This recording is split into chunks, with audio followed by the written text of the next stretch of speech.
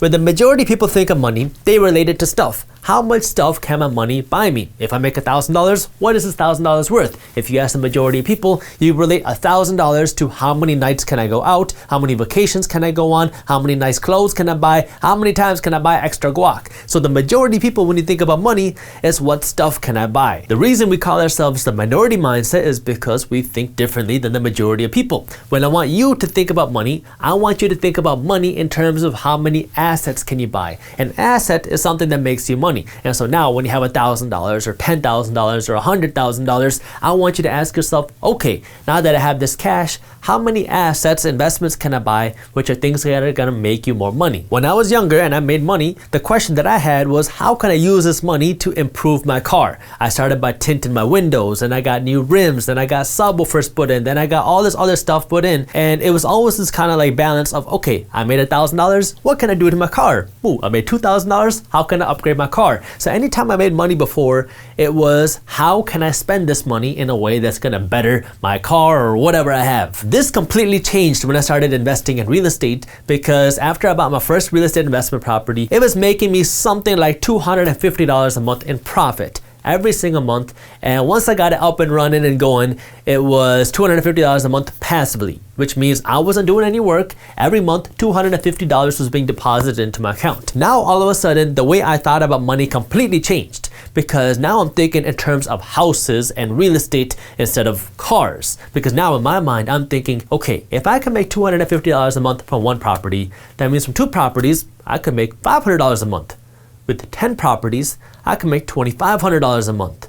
With 100 properties, I can make $25,000 a month every single month passively without me having to do any work. As you grow, you'll start to realize that there's easier ways to do this. Like you might not have to buy 100 single family homes. Maybe you can buy an apartment complex, and some properties are going to pay you more per unit than others. But in general, that mindset is true. Now I'm thinking about assets instead of liabilities. I'm thinking, okay, when I make money, what investments can I buy? What assets can I buy? How can I use my money to make myself wealthier? How can I use my money to build more assets? How can I use my money to create more value instead of just using my money to spend on nice things? You want to have your nice things, I understand that. But when you make money, I want you to think about it in terms of assets instead of liabilities first. Once you start changing the way you look at money, it is going to be so much easier for you to start investing your money and put more money aside to investing, because before, putting this money aside was a chore, because now you are sacrificing a nicer car, you are sacrificing another vacation, you are sacrificing all these nice things, but now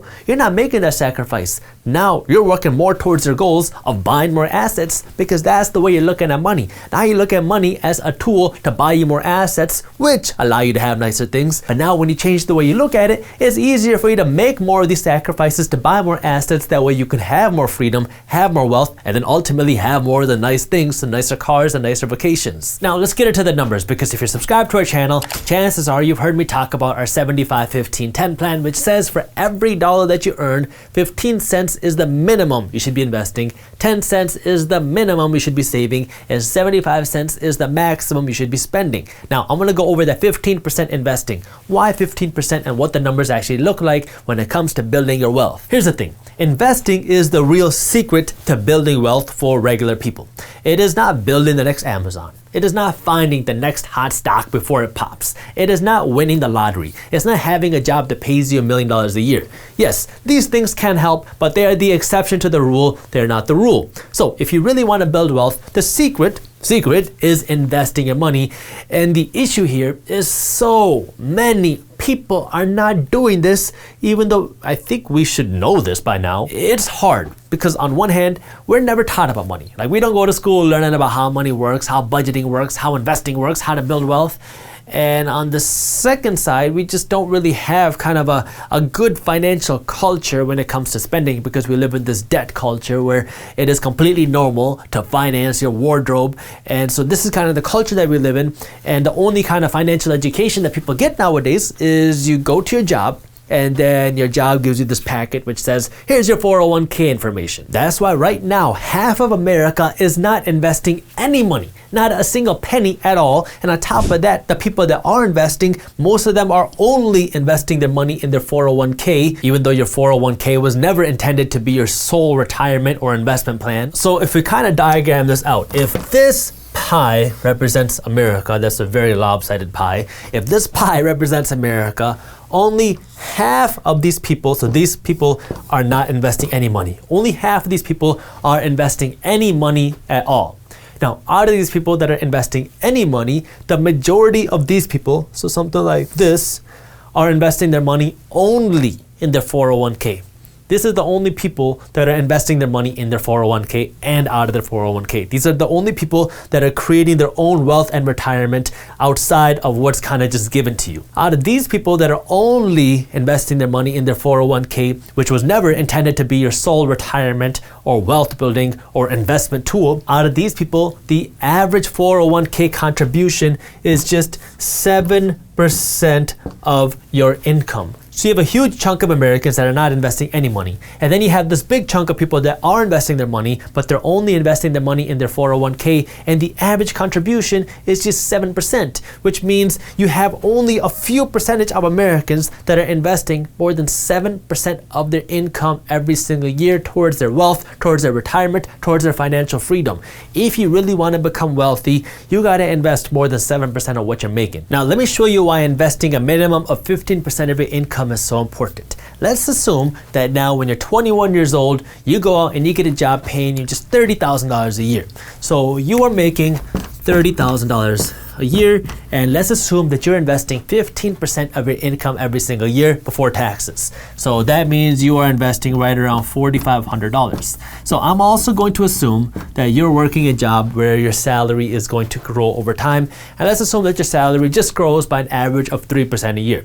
Now, I know over time, hopefully, your salary will grow by more than this, but let's assume just 3% a year, because sometimes you're going to get a raise, sometimes you're going to go to a new job, maybe you'll get another bump there, maybe you get a promotion, but every single year you get a 3% annual bump, and as you continue to make more money, you continue to invest just 15% of your income. If you do that between the age of 21 and 65, you are going to save, so at 65, you continue to do this, you are going to put aside $400,000 over these 44 years. Now, if you just save this cash and you started living off of, let's say, $30,000 a year, then this $400,000 would last you about 13 years. After 13 years, this $400,000 would go away, but you also got to remember that this is $400,000 about 44 years from now. This $30,000 a year in 44 years is not going to have the same value as $30,000 today. I mean, by the time you're 65, if you continue to grow your income by 3% a year, you're going to be making more than $100,000 a year. So if you want to continue maintaining your lifestyle at 65, that means you got to pull out $100,000 a year here. So your money's only going to last you 4 years. By the time you're 70, you're going to be broke. So this saving model doesn't work, which is why I want you to invest this 15% a year. If you invested this 15% a year and this $400,000 went into your investments, and you got a below average return for the course of your life, and you only got a 4% annual return on your money.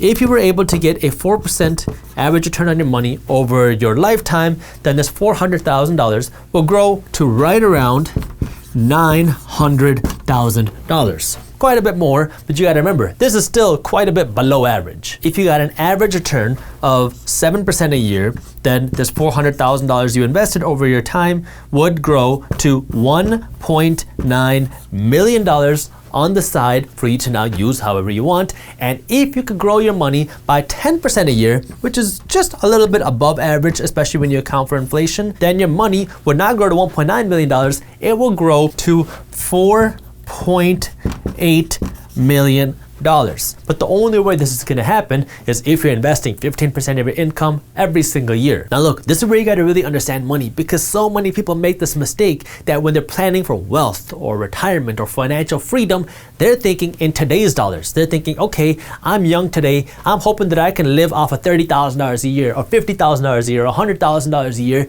because they're relating that to today's money. But $30,000 a year today is not going to be the same as $30,000 a year 45 years from now. That's why your income is hopefully going to be adjusted with inflation and go up by a couple percent or a few percent a year. If you are 21 today and you're making $30,000 a year, by the time you're 65, if your income grows by 3% a year, you're going to be making something like $106,000 a year by the time you're 65. So if we assume that $106,000 is what it takes for you to keep the same lifestyle at 65 as you do in 21, that means you got to be pulling out $100,000 a year when it comes time for you to retire in order to keep the same lifestyle that you have today. Now, depending on how much money you're making, that might seem like a whole lot of money or not enough money, but what you got to understand is that in 45 years, $100,000 a year is not going to be as much as $100,000 a year today. So you got to kind of plan for that with your money. And so if we're looking at this kind of income and you're thinking, all right, if I want to maintain my lifestyle, I got to be pulling out $100,000 a year. If you have $400,000 sitting there, that's not going to cut it. You're not going to have a very nice retirement or financial freedom because after a few years, you're broke. Now here, if you get the 4% a year, now at least you have some more money. And what you got to also understand is because this money is invested, you're hopefully going to continue growing it after you start pulling money out too, because you're not going to pull out all $900,000 at once, at least hopefully not. You're going to pull out $100,000, let the other money grow, pull out another $100,000, let the other money grow, and kind of go on like that. That way this can last you more than 9 years. And here, assuming you can just get an average return, now you really have money put aside for the rest of your life, because now you got money for at least the next 20 years. Because even if you're pulling out $100,000 at a time, that means you have your money growing for another 18 years after you pull this money out. So you pull out $100,000, your money continues to grow the next year because you only pulled out $100,000, you still got $1.8 million in there. Then the next year you pull out another $100,000,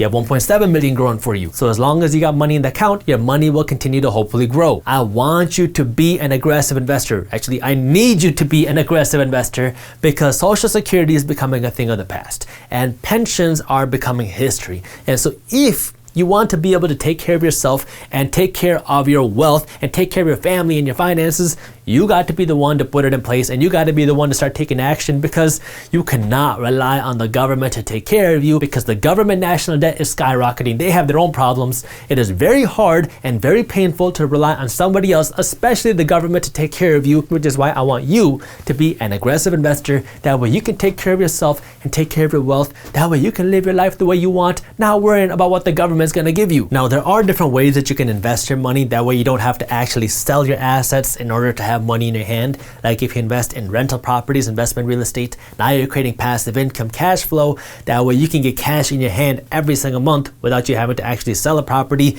And if you're investing in dividend paying stocks, now you're making money every quarter or every year from your stocks, and you don't have to actually sell your stocks to get paid. If you enjoyed this short clip from my longer videos, here's another clip that I think you'll love. And while you're at it, if you're interested in learning more about how to start generating passive income, our team put together an amazing guide that goes over what passive income is, how to start generating passive income, and different passive income strategies. All you gotta do is click that button right over there. Thank you for watching, and as always, keep hustling.